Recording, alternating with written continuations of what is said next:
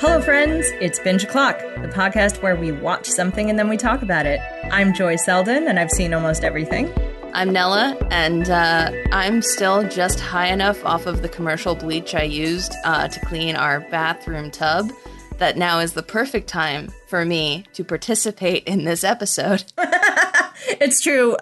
Friends, you may have noticed we skipped a couple of weeks in there. Danielle is on some much-needed, much-enjoyed spring vacation.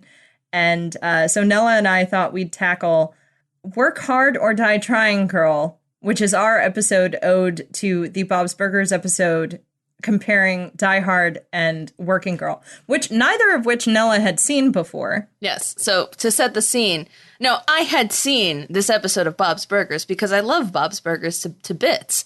And, we were introducing our roommates to Bob's Burgers as a series, and we get to this episode and we're watching it.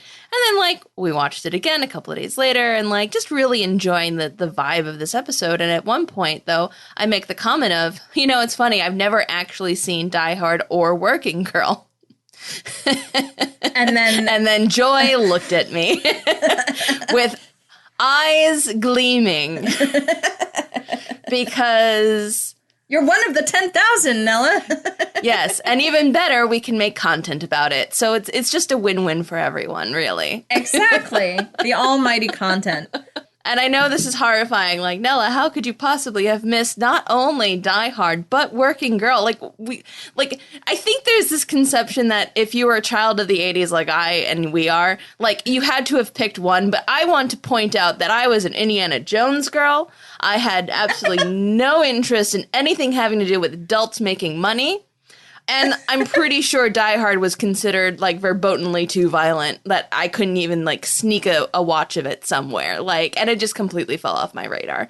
So, well, to be fair, look, not everyone is as into all the things all the time, right? We always have to kind of find, those things, especially ones that we can share with our friends. I do think it's very funny because Die Hard, for a lot of people, is a thing that you watch every year. For some people, it's around Christmas time. Yeah, but you see, once Lord of the Rings entered the picture, I didn't need any other Christmas movies because I had Lord of the Rings now. This is true. This is also very true. Well, so for those of you who haven't seen the episode of Bob's Burgers, the very quick synopsis of that is Miss LeBon's is tired of doing the school musical Grease, and she's done. And which I gotta say is one of the deepest High School Musical cuts. Every year, there was an swear jar begging at my high school to do Grease. Every year. Every year. Every year. Was it a different swear jar every time? Or? Yeah. Yeah, at some point it became someone passed the torch. The torch was passed on to the next generation coming up, being like, Mrs. Lindsay, can we do Grease? What if we did Grease? Oh, God, why? Look, as someone who went to a performing arts high school, no.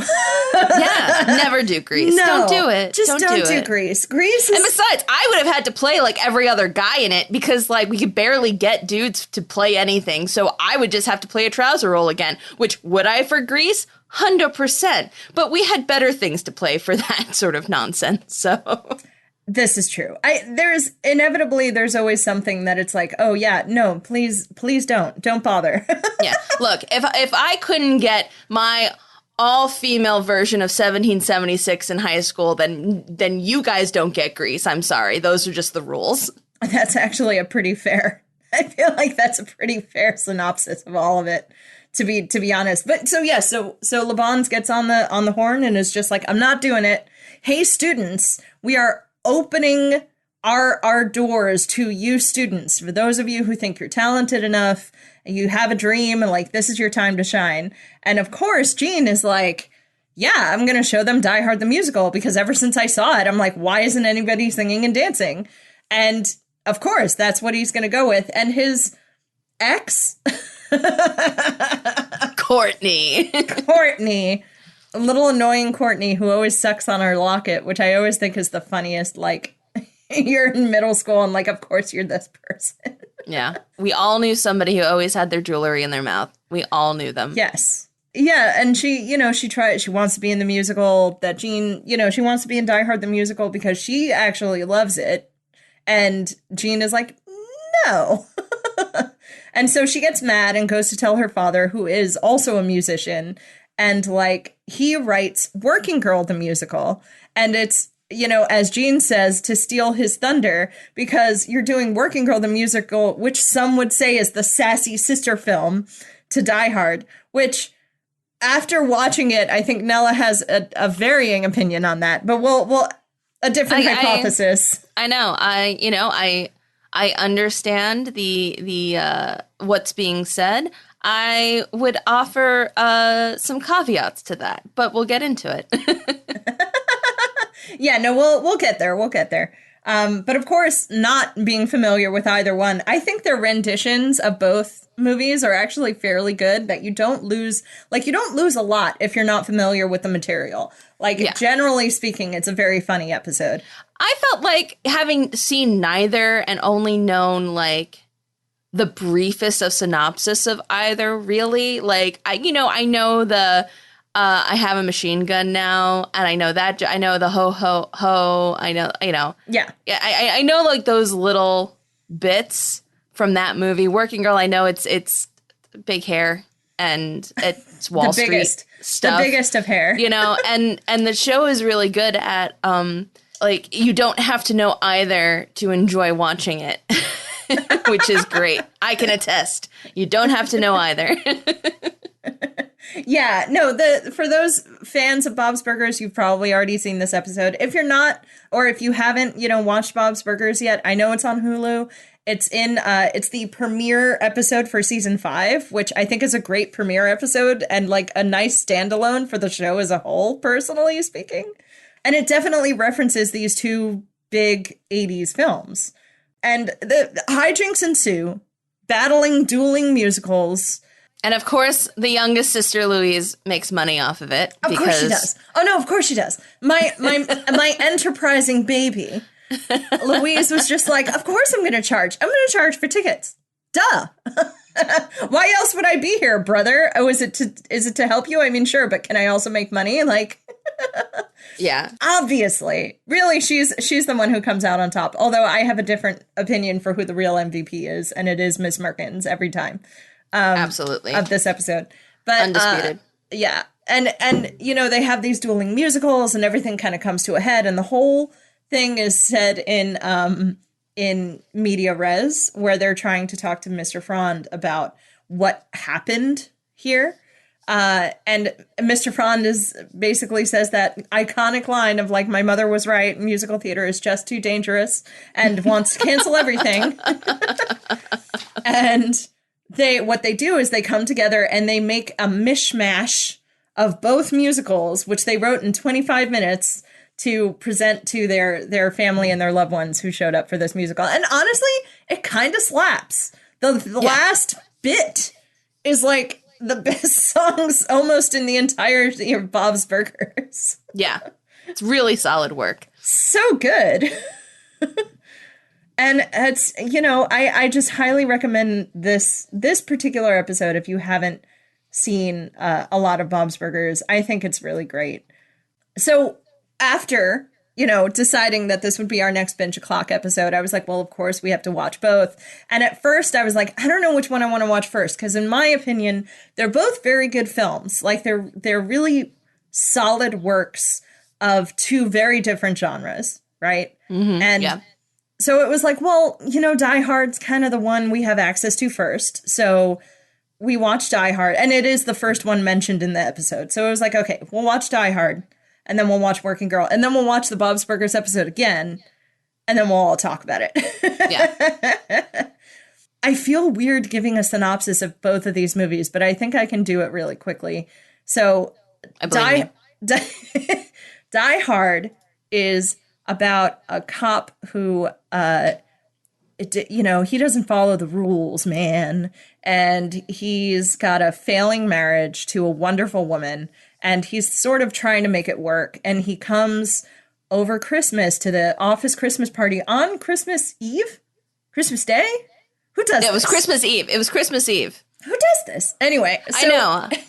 that was our first question because to be totally honest, I watch Die Hard a lot, but I don't consider it a Christmas movie. I know there's a huge debate with a lot of other people. That's a very spicy take, Joy. I know, it's the spiciest take. I can't wait for the bots to come for me. But like, it's just, it's set at Christmas. It's not particularly thematically related to Christmas. There are some Christmas jokes in there, which of course, why else would you not make Christmas jokes at an office party that's happening on Christmas Eve?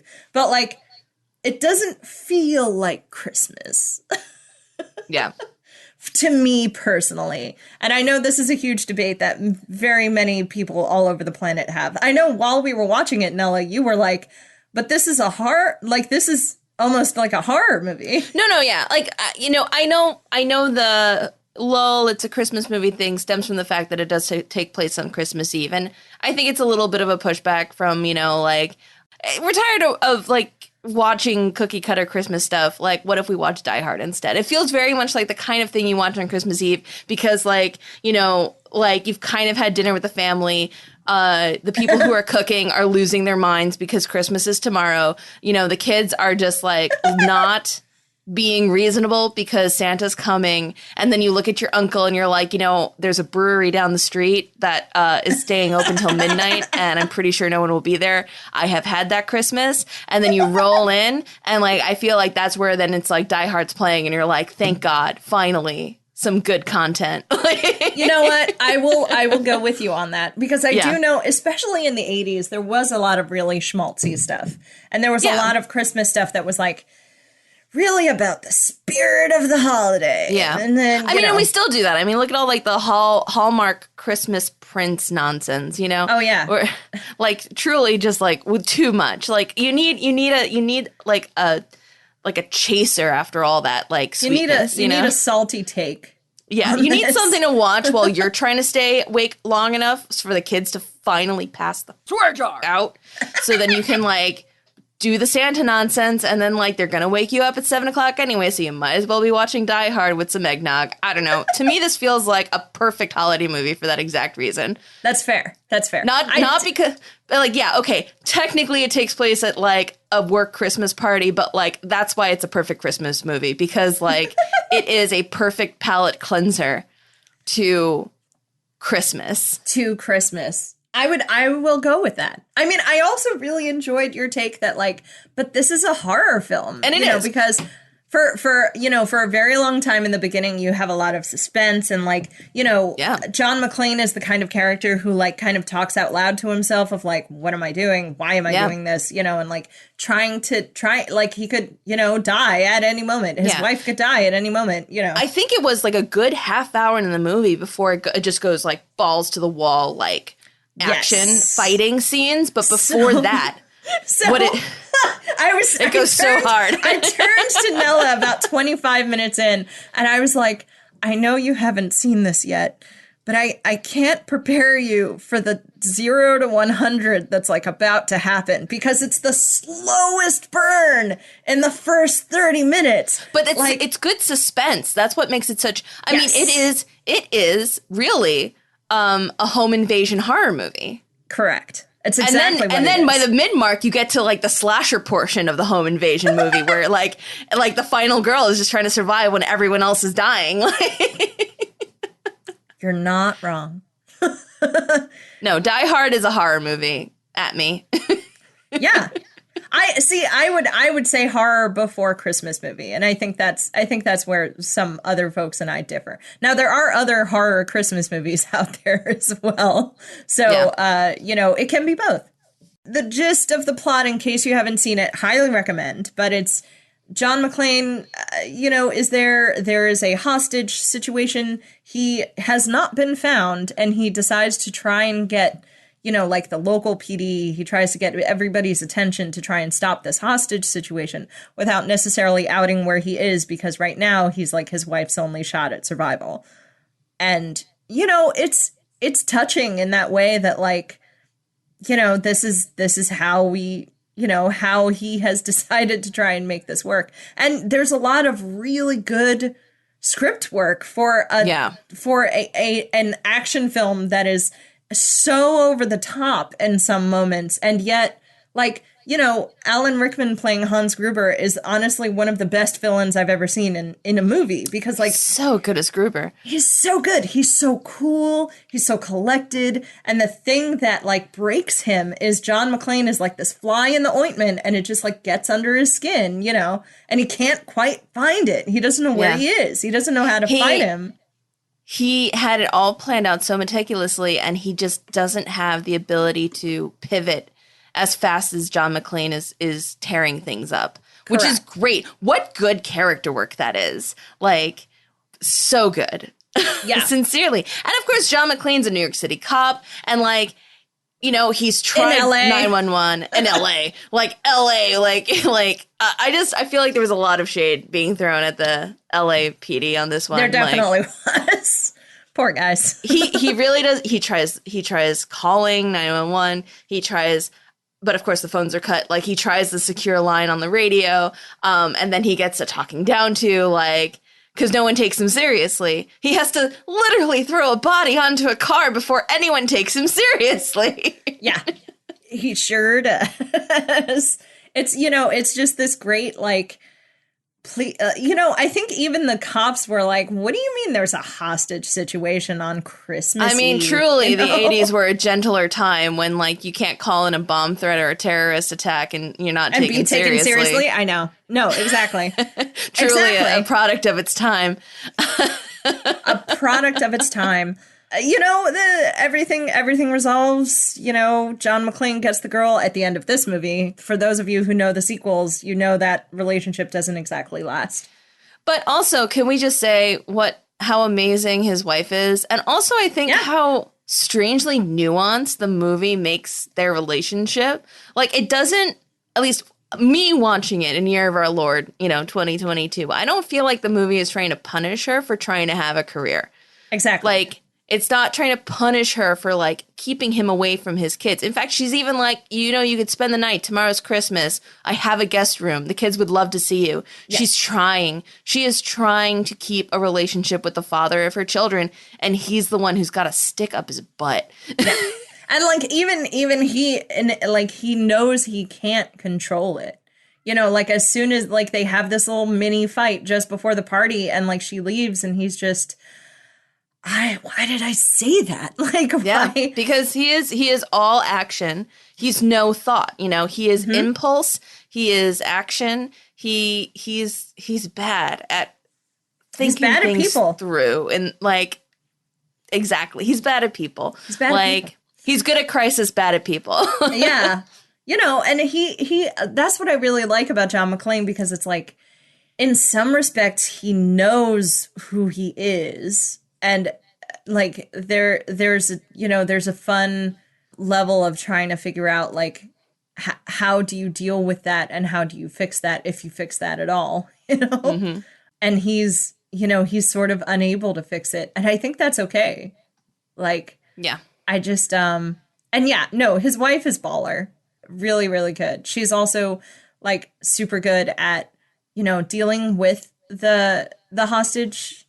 I almost said terrorists, but they're actually not terrorists. They are actually there for a heist, surprise heist movie. But like, you know, they pose as terrorists. Yeah. And they do that very specifically so that they can actually get to the bearer bonds, which are in a safe, and et cetera, et cetera. The plot is actually kind of complicated, which is also why I always hesitate calling it an action movie, because so many action movies are not nearly this complicated. Like, a lot of the action is just, like, really fast and loose, and then maybe they drop a plot point, but then it gets back to the fast and loose action. I will say that Die Hard and Working Girl came out in the same year. They both came out in 1988.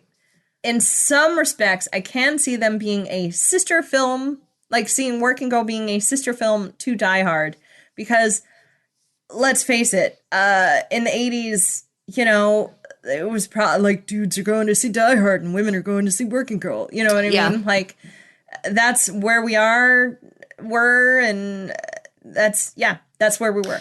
I guess if it is, you know, you do make a good point. If it's just a matter of, we call them the Sassy Sister movie version because, like, like guys were seeing Die Hard and ladies were taking their dates to Working Girl, right? But they were coming out around the same time. Yeah, you know what? I could see. Yeah, that makes sense. That would make sense why you would then make this choice to combine them in this episode.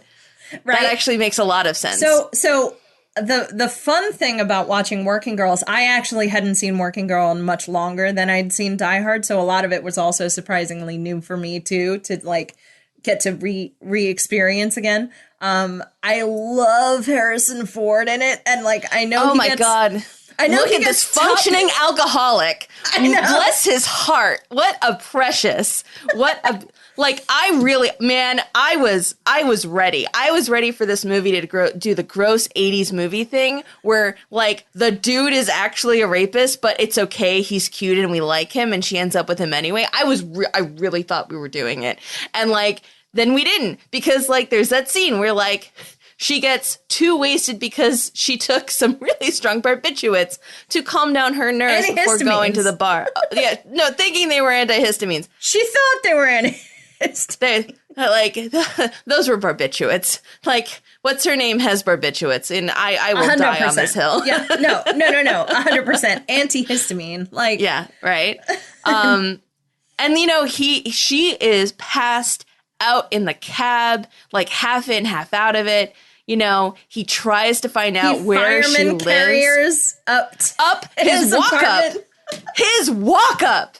Up his walk up. Then he tries to leave her in a chair. I know. Tries to and he's like talking to himself. It's just like, yeah, I've been there. He's like talking through it, and it's just like, it's so precious. And of course she wakes up in bed with him, and like her dress is off, but like she has her underwear on, and like, it was just I thought you'd be more comfortable in the bed. And of course, like, he does like the shitty thing of like giving her, oh yeah, last night was amazing, it was so good. Like, no, actually I didn't look, I took your dress off and I put you in bed. Like, and then she's like, really? And he's like, okay, maybe I peeked a little bit, but that was it. And I'm like, you peeked. That's fine. But like, you didn't do anything else. So you were mostly a gentleman, And like, so the quick, by 80s standards, this is an actual gentleman opposed to what usually gets sold us, which is horrifying. 100%. And like, Harrison Ford also got top billing in this movie. And at first I was like, why? Because for a second I couldn't remember. I was like, but Tess is the star of the film. And then I was like, oh wait, this is like literally after all the Star Wars, all the Indiana Jones. He is essentially a top billing actor at this point. He is I hate to say this, but they were banking on him bringing all the ladies into the theater for this movie. This was this wasn't about Tess. This was about, don't you want to sleep with Harrison Ford? But don't you want to sleep with Harrison Ford? So very quickly, Working Girl is about a woman working in the city, and she gets bad job after bad job. Dudes are always the ones, because it's like stock market stuff, and dudes are always the one in power, and the dudes are always the ones who want to like take her back to the hotel room for a little afternoon delight. And she's just like, I'm so like, she knows who she is, and she knows what she wants, and it's just constant. And eventually she keeps getting knocked down and knocked down and knocked down. And then she gets a job working for, Sigourney Weaver. Catherine Parker, played by Sigourney Weaver. Yeah. She gets a job in mergers and acquisitions. Yes. In mergers and acquisitions. And that job, and at first it allows her to be, this kind of like feel more empowered, because she is working for a woman, and she doesn't necessarily have to worry about all the, all the sexual harassment and all the like talking down to. And like Catherine has an open door policy. Yes. Like, come to me with your ideas. And it feels very collegial. I'll help you. You help me, and unfortunately, what she doesn't realize at the time is that Catherine is, in fact, playing hardball a lot of the times and just here to steal people's ideas. Yeah. Like, she's, the 80s girl boss. Like, yes. That's exactly who she is. She is there to screw over everyone else, I assume, because she has been screwed over in her own past anyway. No, you know what? I'm going to push back on that a little bit, because to my read of Catherine is the very incredibly wealthy person who was given everything in life, sent to all the best schools, has all the best connections, and is living with the terror of, but I don't have any good ideas. Like Of being inadequate. I'm actually not as good at this as I play and pretend. So she is always on the prowl for a better idea to make her own because she needs it. I think she's having a dry spell and I think she keeps her ear to the ground, and I think she's done this before in some capacity. Yes. Oh no, 100%.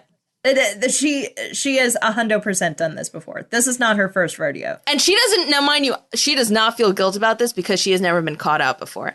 You know, Nope. to her, this is just what you do. I think Catherine at most has some basic glass ceiling nonsense, maybe making her feel that she is right to steal ideas so that she gets ahead because she has to girl boss through. But my read on Catherine is this is who she is because she feels entitled to it. I mean, you're not wrong. I think it's all of those things. Whenever I see a character like this, it comes across as like if they were two dudes, it would just be a mediocre dude who has no ideas and steals from other people, right? Mm-hmm. It's the same. It feels like the same thing.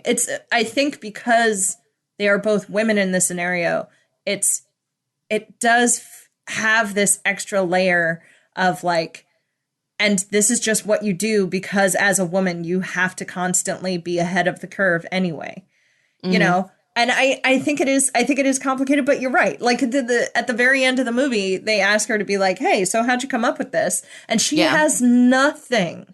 Yeah. Nothing. She could have said anything. And she just kind of stumbles over her words and was totally caught off guard. Because she's never had to think about how she lies before. Yeah. Because people would take her at her word because she came from money. Exactly. Because she came from money and she was able to make money. And therefore no one, it's like Elizabeth Holmes. She, your first mistake was ripping off rich people. Your second mistake was not being able to hold on to your lies.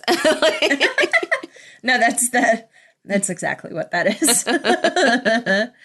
But yeah, the gist of the movie is, eventually Tess is able to sort of get the upper hand on Catherine because she's out of commission, and she kind of does that, Cinderella moment of taking over her life for a bit, and is able to kind of slip herself into these other things. I do think it was a good idea that she actually uses her real name and things like that. She didn't pretend to be Catherine. There is a lot that she herself puts forward that isn't 100% true, but a lot of it is well, you didn't ask and I didn't tell, No, it's a fake it till you make it thing. Yeah. And she sees it as an opportunity, this is, it's always a matter of if you're not wearing the right clothes, if you're don't have the right appearance, the right haircut, people clock you as not to be taken seriously. And this is her first opportunity to hide behind that, to get her foot through the door so that she can actually do some work or die trying. Do some work and die trying.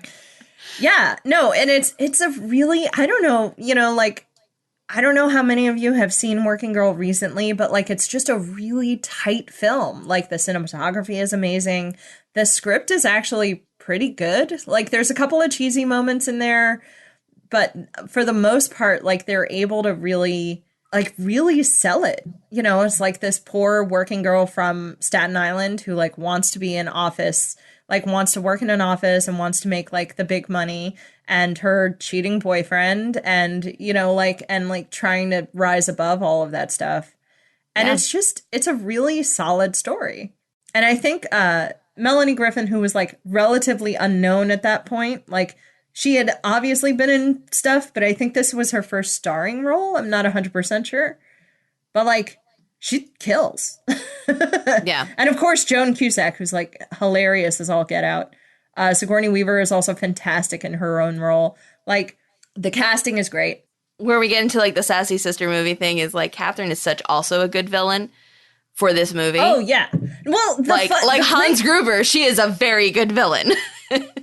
I think we can talk about, like, this is the same relationship when it actually comes to, like, the actual, like, fighting against each other. It's the same relationship. Like, obviously, Catherine is, you know, because she's out of commission, she doesn't know everything Tess is doing. But, like, she's so calm and cool and collected, and, like, she has a path. She knows for sure that, like, Harrison Ford's character will marry her and, like, that they will be together. And, like, meanwhile, he's like, I've been trying to break up with her for weeks and, like, work got busy. And then she, like, hurt herself on the ski trip. Like, you know, and she has this, like, idea of exactly who she is and who she wants to be and what she's doing.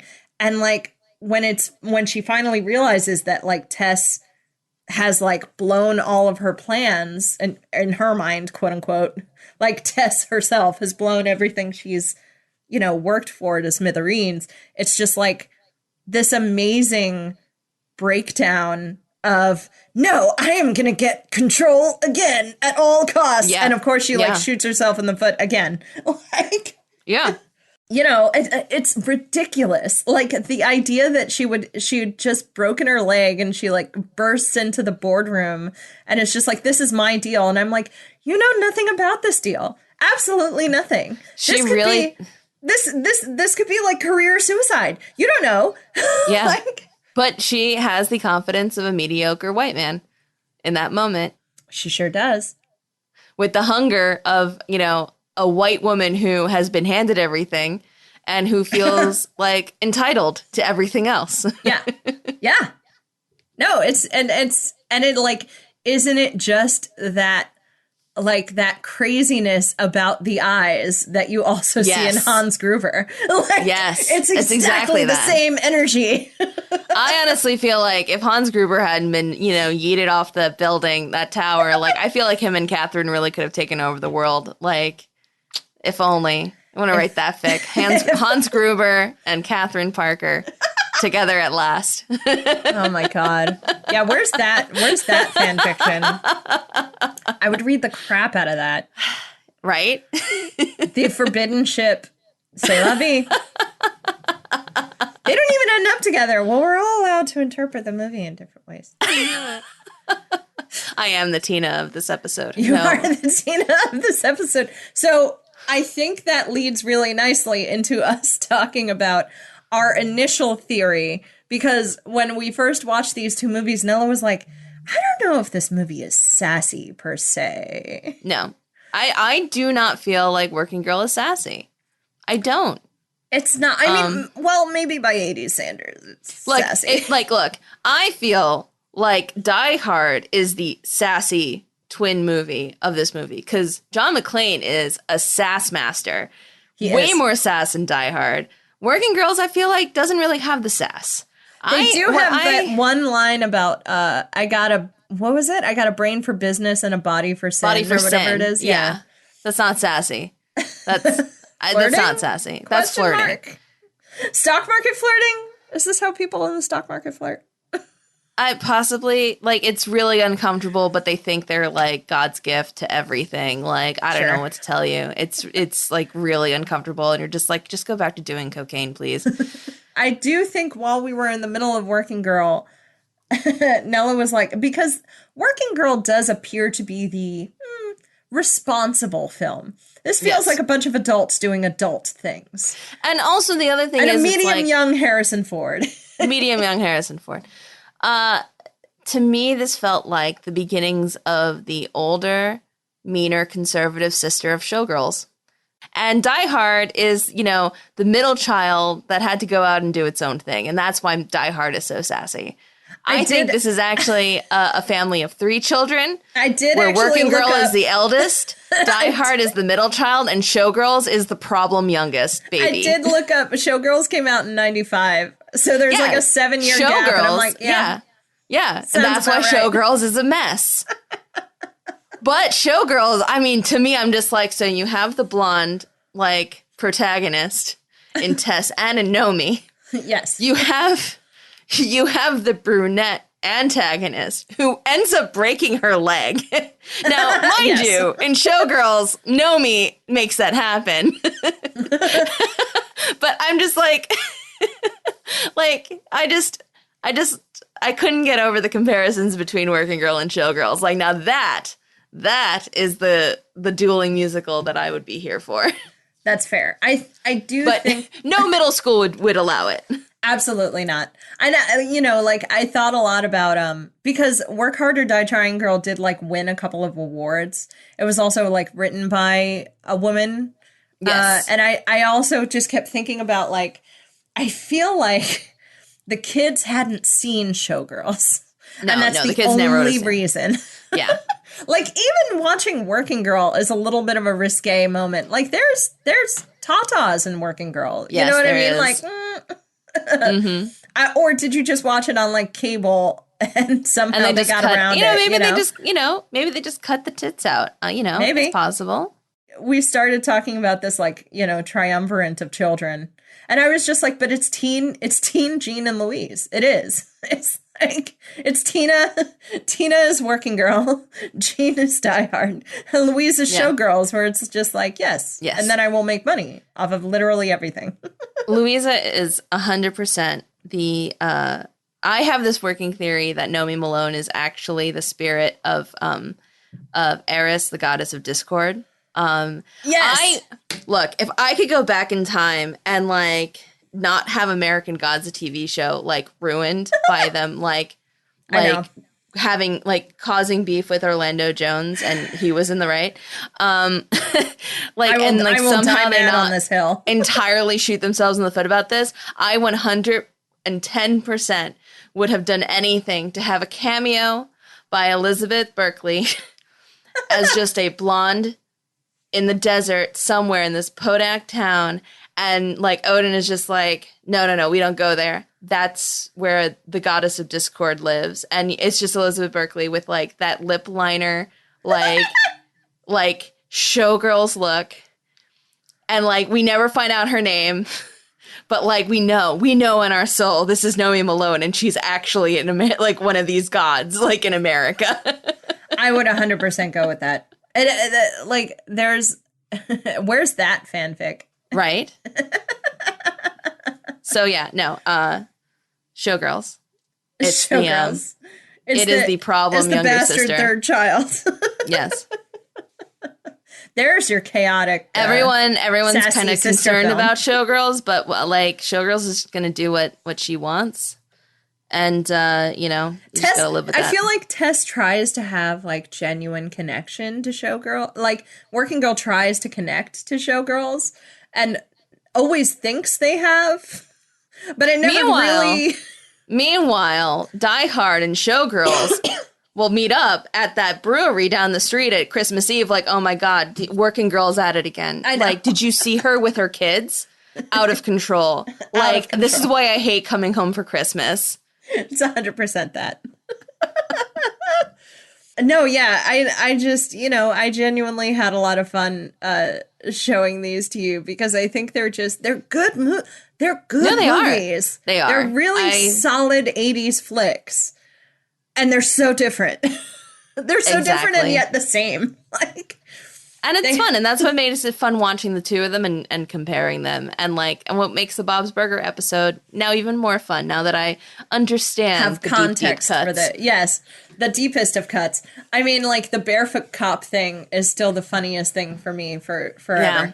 And now I understand the line of why he gets out of the cab in the Bob's Burger episode, and he's like, "Wow, that guy had the right idea," and I'm like, now I understand why he's barefoot the whole movie. There's a bunch of like personal theories that some people have of like, John McClane has superhuman powers because he should have lost so much blood. and like the first couple of minutes of the actual interactions, it's like, he'd be dead though. I mean, like he would lose so much blood through his feet, he'd be dead. His superpower is that he's the hero of an 80s action movie. Also true. That's why. It's like a Last Action Hero moment of just like, he never gets hurt. What do you mean? He doesn't get hurt. But yes, do you have a one more thing? Ooh.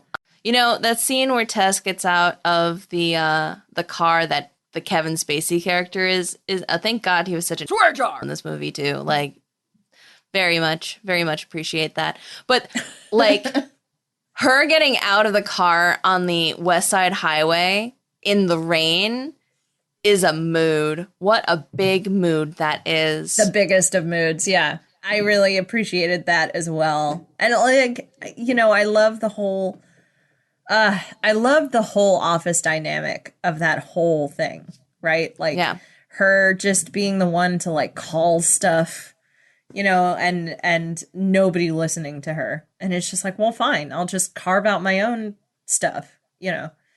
And like you can just definitely see the motivation of that character so clearly. Mine are, I feel, very specific to me, which is the surprise actors we got to see in Working Girl. One of them was David Duchovny, right? Who literally plays like Tess's friend at a birthday party and then is there for the wedding. And I was like, oh snap, that's David Duchovny. And then also Ricki Lake. Ricki Lake is at the wedding. Delightful. And like has exactly one or two lines. Like she came in for a couple of lines because I think, you know, a medium young Harrison Ford is asking her some questions and it's like, yeah, he's right there. Who are you? Like, oh, that reminds me. Another reason why Showgirls came to mind while watching Working Girl in particular is because while watching Die Hard, the actor Robert Davi is in Die Hard. Oh, and yes, Robert Davi plays the club owner in Showgirls. So many iconic lines, but it must be nice not having people come on your tits. I mean, no lies detected. Did you think about Showgirls before I showed you Working Girl? Now I don't remember how this played out. No. It was definitely...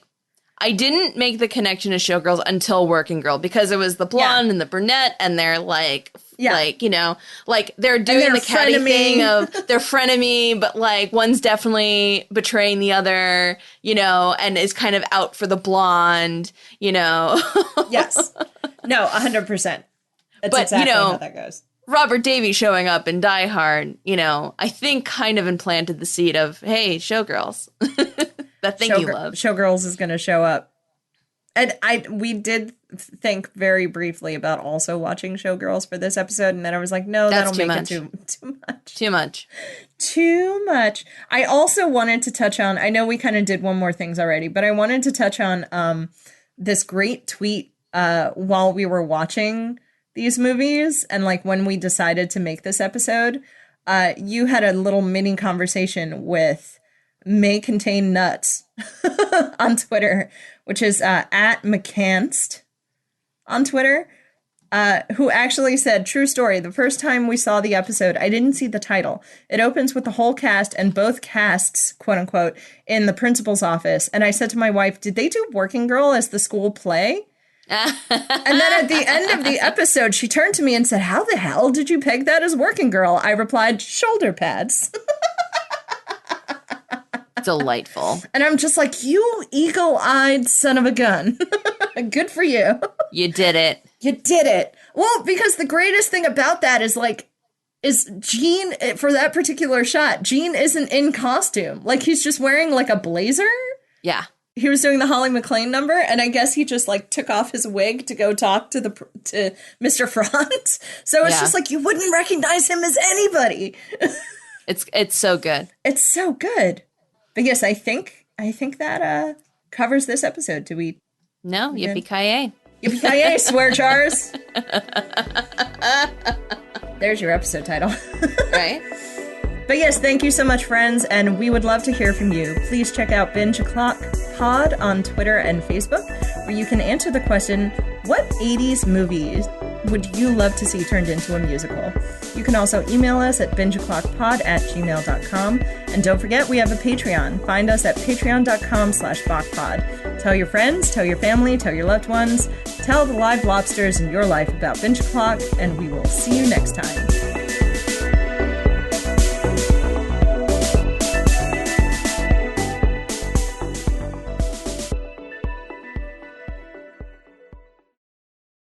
So I'm actually, as I've been sitting here thinking about this question, I know before we started, I was like, well, obviously the answer for me is Tron the Musical. But like, the correct non-Nella answer should be Labyrinth the Musical. But then I sat here thinking long enough and I'm like, but we could also have Star Trek The Voyage Home the Musical. That they are not the hell your whales, Joy. It's so much. There's so much in it. There's so much happening. My goodness. Like, look, I don't know, man. I was gonna say Beetlejuice the Musical, but we already have it. Yeah. I think it's already been done. Seeing it in April. Seeing it in April. I mean, like, where's the Indiana Jones the Musical? You see, I don't know if I'd want Indiana Jones as a musical. No, I don't think I do, actually. Actually, no, I take it back. My stage musical from the 80s would probably have to be Legend. Because, man, would I love to see a giant devil with huge horns doing some kind of villain number. Ooh. Just saying. Even though I haven't seen Legend, that's a good one. Oh, God, you haven't seen Legends. I haven't seen Legend. And that's next on Binge O'Clock. No, I'm kidding. No, we're returning to Fringe, but that's eventually on Binge O'Clock. We will get around to that one. Put that in your back pocket. Put that in your back pocket.